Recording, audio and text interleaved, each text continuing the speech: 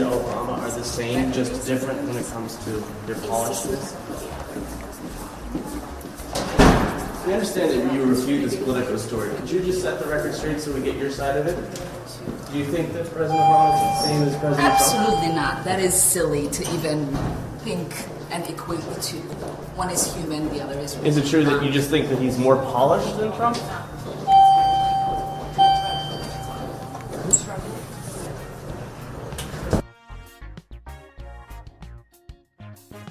You are someone who is all too familiar with being a refugee. You're from Somalia. You're also a Muslim person. You're also a woman. You are everything that President Trump seems to be against. And you are in government. Yeah. What's the plan?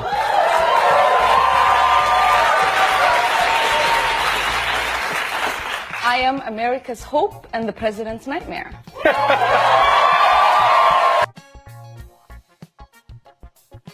Following Representative Ilhan Omar's criticisms of the Israeli government, of course, a number of lawmakers started accusing her of anti-Semitism. Now, it was interesting to see members of her own party attack her, but it was definitely fascinating to see right-wingers attack her for her statements, which did not attack Jewish people, but specifically criticized the right-wing government of Israel. So one of those critics included Donald Trump. Here's what he had to say. One other thing I might want to say is that anti-Semitism has no place in the United States Congress. And Congressman Omar is terrible what she said.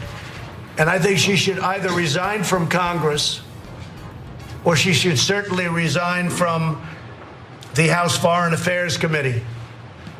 What she said is so deep-seated in her heart that her lame apology, and that's what it was lame, and she didn't mean a word of it, was just not appropriate. I think she should resign from Congress, frankly. But at a minimum, she shouldn't be on committees.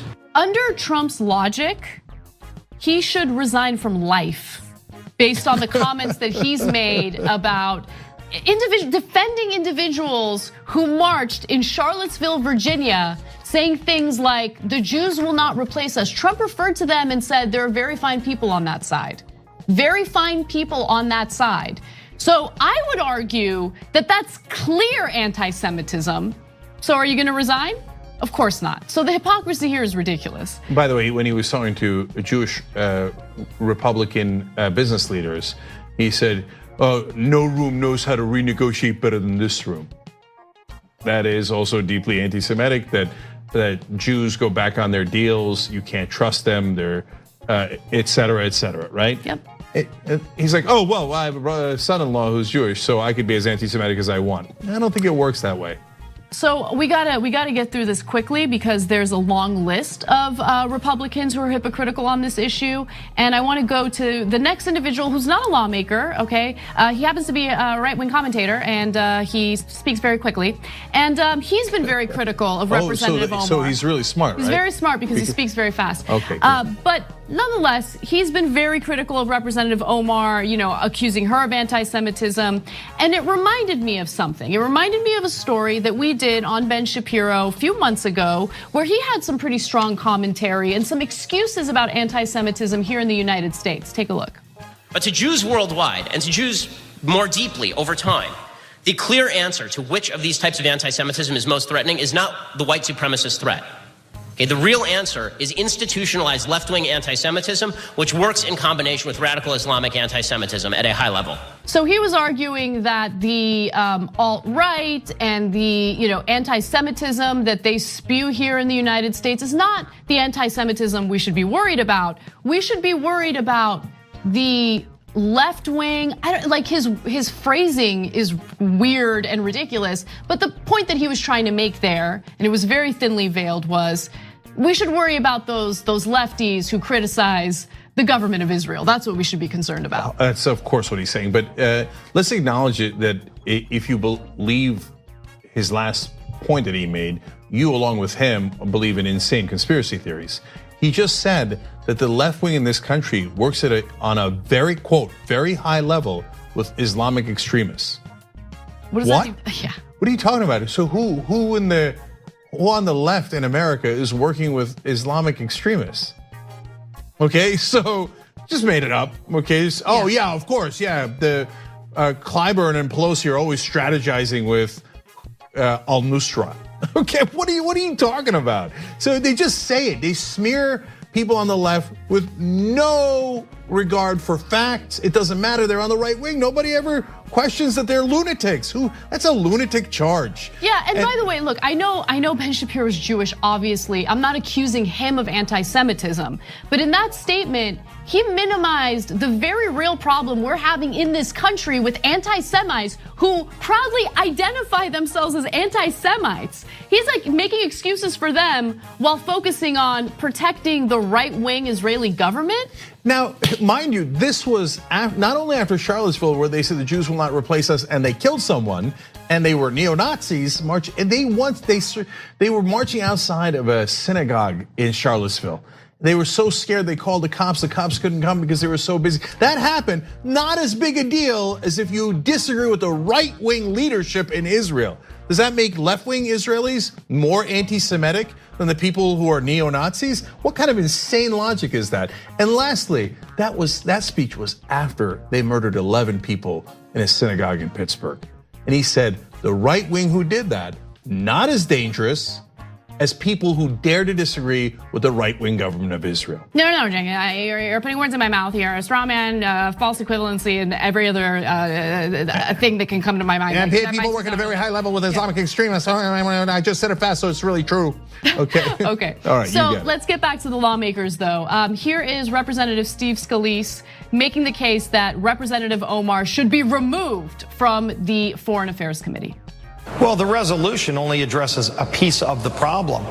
She continues to display anti-Semitic remarks, comments. These are her beliefs. And so if they really are serious about addressing the problem, Nancy Pelosi has to remove her from the Foreign Affairs Committee. She's literally getting intelligence briefings on foreign policy of the United States, including our relationship with Israel, as she makes these kind of comments where she thinks any support of Israel is denouncing your own nationality. Where does that come from? It's a deep-rooted belief that shows the core of her convictions. And again, everybody's entitled to their own beliefs, but why would you have her on a committee that important, that sensitive to our foreign policy, if she has those kind of anti-Semitic beliefs, unless you're willing to tolerate it? And it shouldn't be tolerated. She ought to be removed immediately.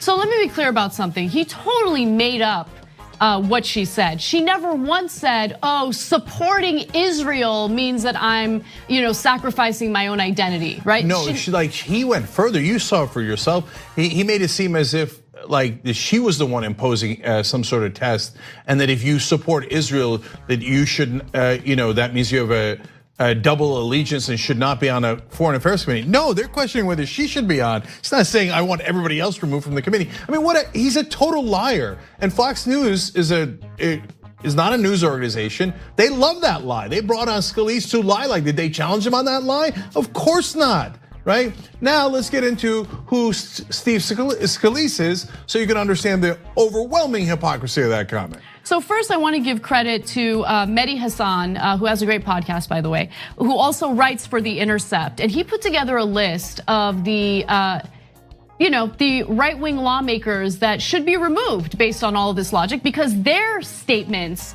are way more anti-Semitic than anything that you've heard from Representative Omar. So let's start with Steve Scalise. In 2002, Steve Scalise, then a Louisiana state representative, attended and spoke at a convention of the white supremacist European American Unity and Rights Organization, a group founded by David Duke.